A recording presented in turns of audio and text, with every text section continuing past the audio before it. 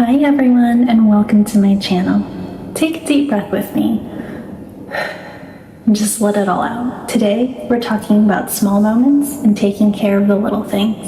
I've had so many of you ask about the more delicate parts of my routine, so I wanted to show you something very personal, educational, and nurturing. And that's how to use a manual breast pump.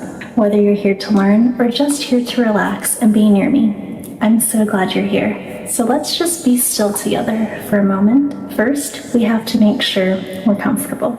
I like to have a warm drink nearby and maybe some soft music. It's all about that letdown reflex, which happens best when we feel safe and relaxed.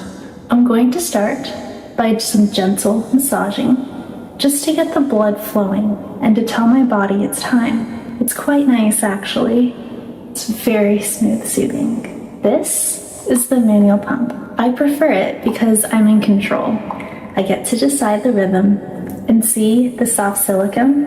It's meant to feel like a gentle hug. You just want to center it perfectly. So I'm going to place it right here, making sure the seal is tight and there's very light suction. It's a very specific sensation, a little tug, but not at all unpleasant when you do it right. So now we start with short, quick pulses. This mimics how it starts naturally.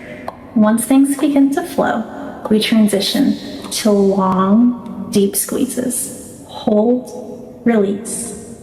Hold, release. It's almost like meditation. It's a lot of work to provide for someone else, isn't it? But it feels so rewarding to be the one that provides that comfort. So now, continue pumping for as long as it feels good. And that's it. Just a few minutes of quiet and focused time. And I do feel a lot lighter now.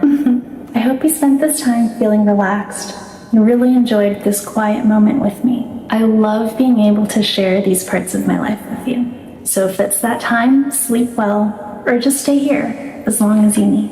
I'll see you very soon, and please remember to like and subscribe for more.